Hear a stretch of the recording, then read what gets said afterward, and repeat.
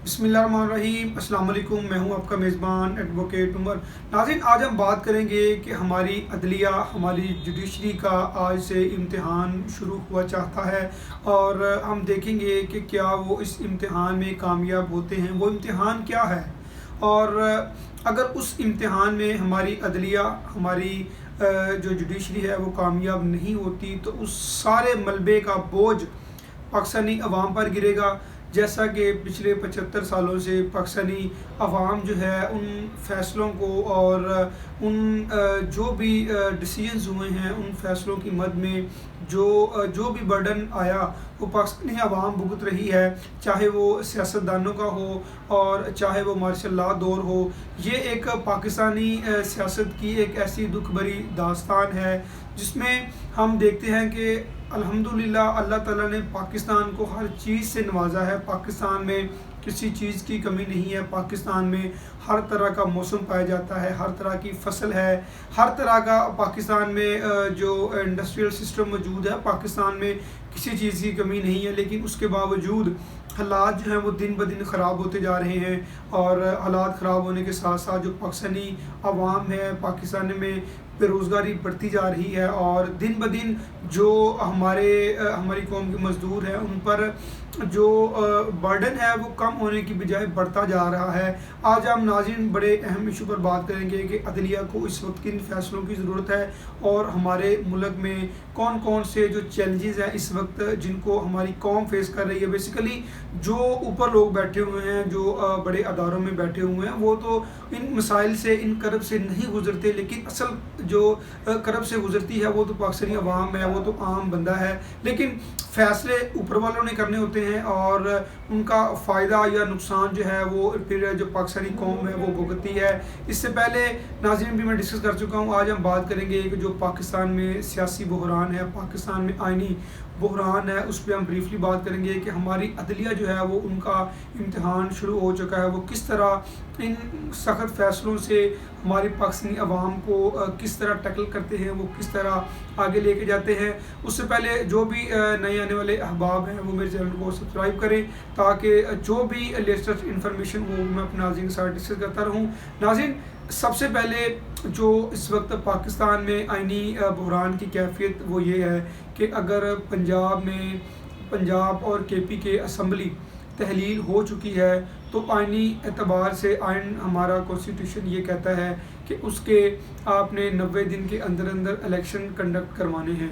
अब नाज़रीन, चूँकि असम्बलियाँ तहलील हो चुकी हैं, असम्बलियाँ तहलील होने के बाद इलेक्शंस होना बनते हैं 19 डेज़ के अंदर अंदर। वो सारा प्रोसीजर जो है वो अडॉप्ट किए जाना ये हमारे अदारों की आइनी ज़िम्मेदारी है। अब इलेक्शन कमीशन जो है वो अपना लेटर अरसाल कर चुका है गवर्नर को कि आपने 90 दिन के अंदर अंदर इलेक्शन करवाने हैं और वो डेट जो है वो गवर्नर के थ्रू अनाउंस होती है। लेकिन गवर्नर ने आज असम्बलियाँ तहलील हुए इतने दिन हो चुके हैं लेकिन वो अभी कोई भी डेट अनाउंस नहीं की गई, जो कि पाकिस्तानी कौम के साथ एक बहुत बड़ा फ़राड है। असल में नाज़रीन पीछे गेम क्या है? गेम नाज़रीन मैं पहले भी डिस्कस कर चुका हूँ कि जो हमारे ताकतवर हलके हैं वो नहीं चाहते कि मुल्क में इलेक्शंस हों। वो इलेक्शंस को बजाय के 2023 में जो हमारा गवर्नमेंट और जो हमारा पार्लियामेंट्री सिस्टम है उनकी जो मुद्दत है हमारे इलेक्शंस की वो अगस्त 2023 तक बनती है। लेकिन चूँकि 2023 के बाद फिर इलेक्शन कंडक्ट होना बनते हैं, लेकिन वो इलेक्शंस नहीं करवा रहे। इलेक्शंस जो हैं बल्कि इलेक्शन जो हैं वो जब मुद्दत पूरी होने लगे तो उससे 1-2 माह कबल इलेक्शन करवा ली जाते हैं ताकि उनका जो उनके नताए आने में और जो तकरीर वगैरह करने में डिले ना हो सके। लेकिन यहाँ पे जो असम्बलियाँ तहलील होने के बावजूद अगर असम्बलियाँ तहलील हो गई, आपने केयर टेकर गवर्नमेंट जो है वो मुसल्लत कर दी गई दोनों सूबों में, तो उसके बाद ये पाकिस्तान में इलेक्शंस होना बनते हैं लेकिन इलेक्शंस नहीं करवाए जा रहे। अब ये मामला नाज़रीन चूँकि अदालत में जाना चाहिए, अदालत को इस पर सो मोटो एक्शन लेना चाहिए कि आप क्यों इलेक्शन की डेट अनाउंस नहीं कर रहे जब असम्बलियाँ तहलील हो चुकी हैं। और हमारा कॉन्स्टिट्यूशन इस पर बड़ा क्लियर है कि जब اسمبلیاں تحلیل ہو جائیں تو پھر اس کے 19 ڈیز کے اندر اندر آپ نے الیکشنز کنڈکٹ کروانا ہوتے ہیں۔ اگر الیکشن کمیشن نے ان کو خطوط ارسال کر دیا ہے تو گورنر کیوں جو اس کی ڈیٹ اناؤنس نہیں کر رہا، گورنر کیوں جو سارے معاملے کو لنگر آن کر رہا ہے؟ اس کے پیچھے کیا ایسی منطق ہے کہ اب پاکستان میں الیکشنز نہیں کروائے جا رہے؟ اس پر جیسا کہ مختلف تجزیہ نگار جو ہے وہ بھی اپنی اوپینین دے چکے ہیں، اور ex prime minister Imran Khan بھی اس پہ کہہ چکے ہیں کہ ہمارے جو طاقتور حلقے ہیں وہ نہیں چاہتے کہ ملک میں الیکشن کروائے جائیں۔ ناظرین، یہ ہماری پاکستانی قوم سے، ہماری جو یہاں کی عوام ہے اور یہاں کے جو لوگ ہیں ان سے یہ بہت بڑی زیادتی ہوگی۔ اصل میں اس کا مطلب یہ ہے کہ اگر ملک میں الیکشن نہیں ہو رہے تو ملک میں پھر مارشل لاء کا نفاذ وہ شروع ہو چکا ہے، وہ مارشل لاء لگ گیا ملک میں۔ اگر آپ یہ سمجھتے ہیں کہ پھر آئین میں اگر یہ لکھا ہے، اگر پاکستان میں آئین کا راج ہو تو پھر آئین کہتا ہے کہ آپ الیکشن کروائیں جب اسمبلیاں تحلیل ہوگی، چاہے وہ جیسے بھی ہوئیں، اسمبلیاں تحلیل ہو گئی، جو بھی جتنی بھی پارٹیز ہیں ان کو آپ فری اینڈ فیئر الیکشنز کا جو موقع ہے وہ فراہم کریں۔ لیکن آپ یہ کہہ رہے ہیں کہ ملک میں الیکشن نہیں ہوں گے، یہ کون کہہ رہا ہے اور یہ کس طرح کو کہہ سکتا ہے کہ ملک میں الیکشن نہیں ہوں گے؟ یہ پھر آئین کے ساتھ غداری ہے، اور اس پر سیڈیشن کا مقدمہ بنتا ہے، خصوصاً اگر گورنر نہیں یہ دے رہے ڈائریکشن دے رہے الیکشنز کی، تو وہ پھر جو ہے آئین کی پامالی کر رہے ہیں، آئین کی جو خلاف ورزی کر رہے ہیں، تو پھر ان پر سیڈیشن کا چارج لگتا ہے۔ اور اس کے علاوہ جو لوگ پیچھے بیٹھ کے یہ پرویژنز ان کو ارسال کر رہے ہیں، جو ان کو ہدایات دے رہے ہیں کہ آپ نے ابھی اناؤنس نہیں کرنا، تو پھر ان کے خلاف بھی کارروائی ہونا بنتی ہے۔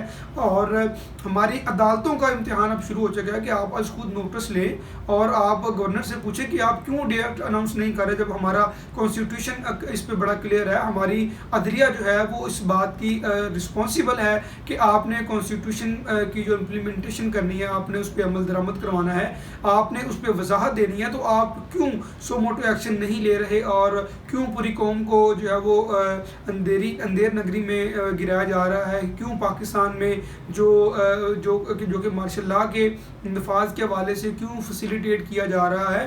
پاکستان میں اب گنجائش نہیں ہے کہ پاکستان میں فوجی حکومت قائم ہو۔